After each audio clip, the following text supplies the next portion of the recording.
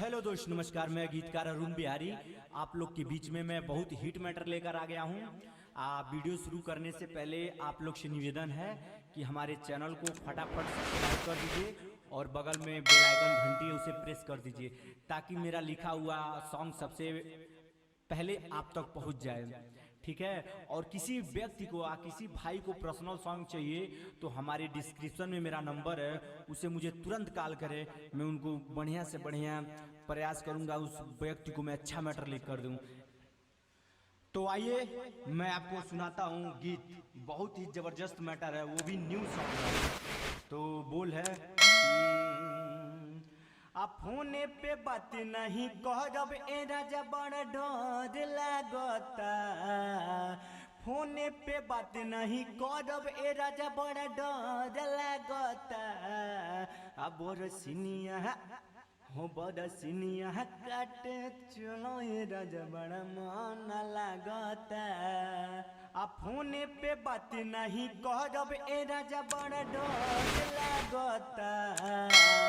फोने पे बात नहीं करब ए राजा बड़ा डर लागता।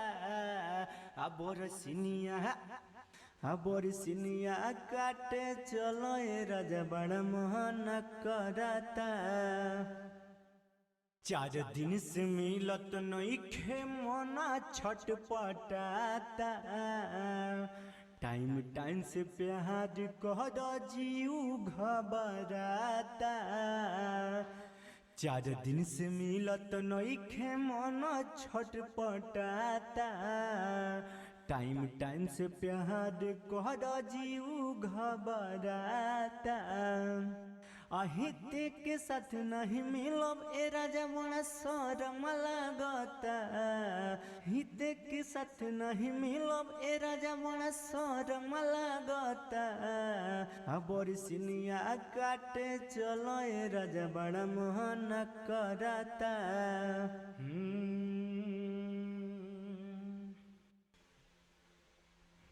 नदी के किनारे एक बजे बेला में भाई हमार पीछा करी घुसी हत बेला में।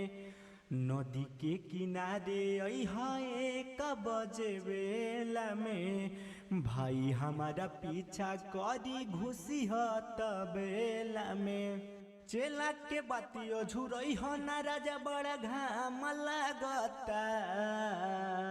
चेला के बातियो झुरई हो ना राजा बड़ा घाम लागता। बरसिनिया काटे चलो ए राजा बड़ा मोहन करता।